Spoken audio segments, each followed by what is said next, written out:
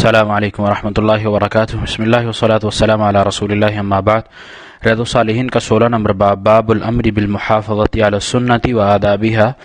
اور کتاب سے حدیث ہے 160 نمبر عن ابی عبداللہ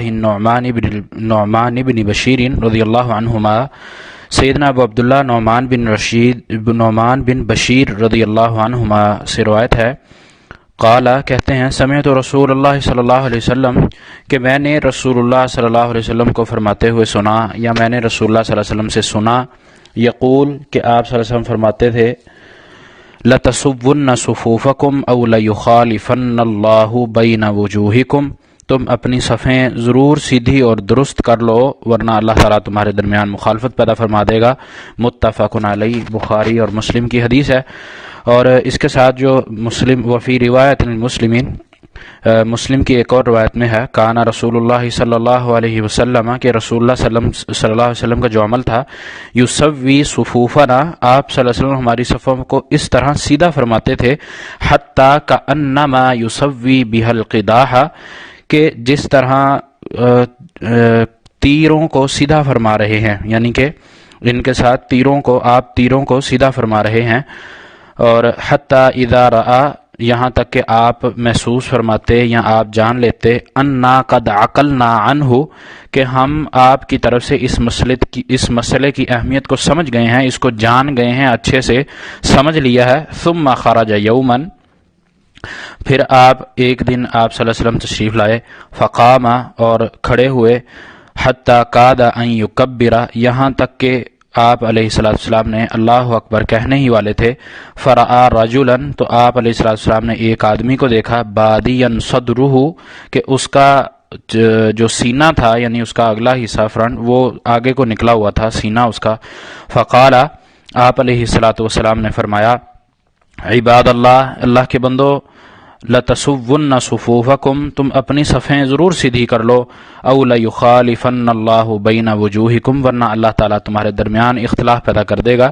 یہ صحیح مسلم کی روایت تھی، جو صحیح بخاری اور مسلم میں کے تھوڑے سے الفاظ مختلف ہیں۔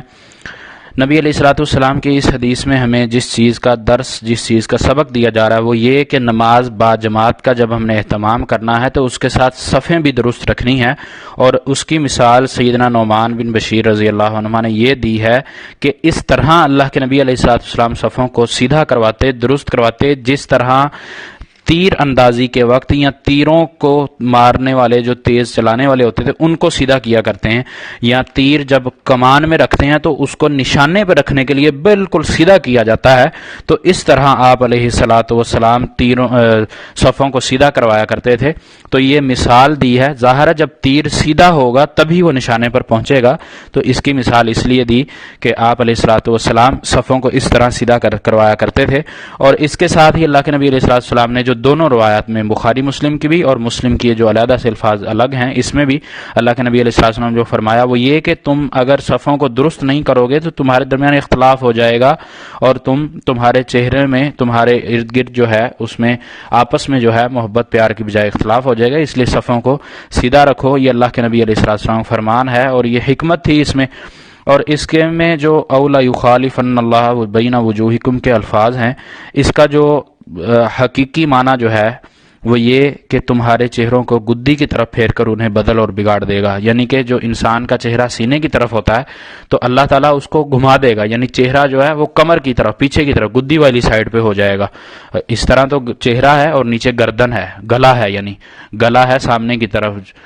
اور جس کو شارک بھی ہم کہتے ہیں، یعنی شارک کی طرف، یہ سیدھا چہرہ ہے۔ اور اگر ہم یہ عمل کریں گے، صفیں درست نہیں کریں گے، تو پھر اللہ تعالیٰ چہروں کو گھما دے گا، بدل دے گا، یعنی جو انسان کا فیس ہے وہ اس کی گدی کی طرف ہو جائے گا، اس کی کمر کی طرف۔ تو یہ اتنا بڑا عذاب اللہ کے نبی علیہ السلام ہمیں بتا رہے ہیں۔ اور اسی طرح اس کا جو دوسرا معنی لیا جاتا ہے وہ یہ کہ اختلاف، عناد پیدا کر دے گا، آپس میں ایک دوسرے سے دوری پیدا کر دے گا۔ تو اس لیے نبی علیہ السلام کی جو سنت ہے وہ یہ کہ صفوں کو درست کرنا ہے، صفوں کو سیدھا رکھنا ہے۔ اور صفوں کو درست کرنے کا مطلب یہ نہیں کہ لیول ہو جائے صف کے کنارے پہ سب کی ایڑیاں آ جائیں یا سب کے پاؤں، بلکہ اس کا مطلب یہ ہے کہ برابر سیدھے ہو کے کھڑے ہونا ہے، مل کے کھڑے ہونا ہے۔ اور صف بندی کا اہتمام کا تقاضا ہی یہی ہے کہ مسلمان جب نماز کے لیے کھڑا ہو تو وہ خشوع و خضوع کے ساتھ کھڑا ہو اور صفوں کو بالکل مکمل سیدھا کرے، اور اسی طرح اپنے دوسرے بھائی کے ساتھ کھڑے ہوتے ہوئے درمیان میں خلا نہ چھوڑے، درمیان میں فاصلہ نہ چھوڑے۔ اور اس طرح آج کل بھی ہمارے ہاں عام ہے یہ کہ نماز میں ہم جب کھڑے ہوتے ہیں تو یہ احتیاط نہیں کرتے کہ ہم اللہ کے سامنے کھڑے ہو رہے ہیں تو کس طریقے سے کھڑے ہو رہے ہیں، پاؤں دایاں بائیں ہے، باہر کو نکلا ہوا ہے یا اندر کو ٹیڑھا ہے، شلوار نیچے ہے مردوں کی خاص کر، تو یہ ہم اسی طرح کھڑے ہو جاتے ہیں۔ نماز بس 2 منٹ میں 3 منٹ میں پوری کی، نماز کا ہو گیا بھی ہاں میں نے نماز پڑھ لی، اپنے ذہن میں یہ چیز بتا دی، اپنے آپ کو سمجھا لیا کہ ہاں میں نے نماز پڑھ لی، لیکن نہ اس میں خشوع لائے، نہ خضوع لائے، نہ اس کا اہتمام کیا، تو ایسی نماز بھی اللہ کے ہاں قابل قبول نہیں ہے۔ نماز کے لیے جب ہم آتے ہیں تو باجماعت جب کھڑے ہوتے ہیں تو پاؤں قبلہ رخ ہونے چاہیے، صفیں سیدھی ہونی چاہیے، درمیان میں خلا نہیں ہونا چاہیے، یہ اللہ کے نبی علیہ السلام کی واضح حدیث ہے۔ اور اسی طرح جب اتنی واضح حدیث کے بعد ہم مخالفت کریں گے، ہم جب اللہ کے نبی علیہ السلام کی بات نہیں مانیں گے تو ہم نہ اتباع میں رہیں گے، نہ اللہ کے نبی کی سنت میں رہیں گے۔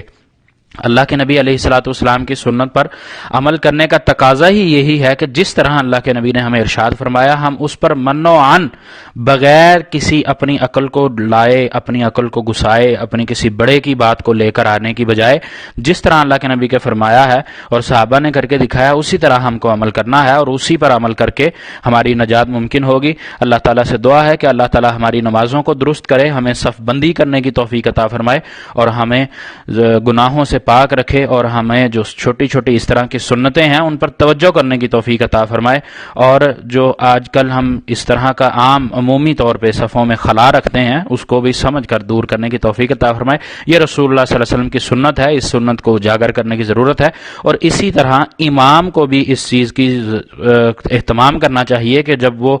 امامت کرواتا ہے، صف پہ اگلے مصلی پہ آتا ہے، نمازیوں کی صفیں بنواتا ہے، تو اس کو چاہیے کہ صفیں درست کروائے، جس طرح مسلم کی روایت میں یہ اللہ کے نبی صلی اللہ علیہ وسلم نے ایک آدمی کا، ایک شخص کا سینہ آگے کو دیکھا، تھوڑا سا آگے ہوئے اس کو نکلے ہوئے دیکھا، تو آپ علیہ السلام نے دوبارہ یہ نصیحت کی، اگرچہ کہ اس کو مخاطب نہیں کیا۔ یہ بھی اللہ کے نبی علیہ السلام کا حسن اسلوب تھا کہ آپ صلی اللہ علیہ وسلم مینشن نہیں کرتے تھے، نام نہیں لیتے تھے، سب کو عام حکم دے دیا، وہ بندہ بھی سمجھ گیا کہ میں صف سے آگے ہوں، تو اللہ کے نبی علیہ السلام کے یہ عمل ہوا کرتا تھا۔ تو امام پر بھی یہ ضروری ہے کہ جب جماعت کھڑی کروائے، مصلی پر آئے تو صفوں کو درست کروائے، سیدھا کروائے، اور اسی طرح صفوں کے ساتھ ساتھ وہ اپنے مقتدیوں سے مخاطب ہو کر حدیث بیان کر سکتا ہے کہ اللہ کے نبی صلی اللہ علیہ وسلم کی یہ حدیث ہے کہ صفوں کو درست کرو، صفوں کو سیدھا کرو، یہ نماز کا حصہ ہے، اس سے نماز کا میں خلل آتا ہے اگر صفیں درست نہ ہو، اور اس پر کافی ساری احادیث موجود ہیں۔ اللہ تعالیٰ سے دعا ہے کہ اللہ ہمیں عمل کی توفیق عطا فرمائے۔ وما توفیق الا باللہ، علیہ توکلت و الیہ انیب۔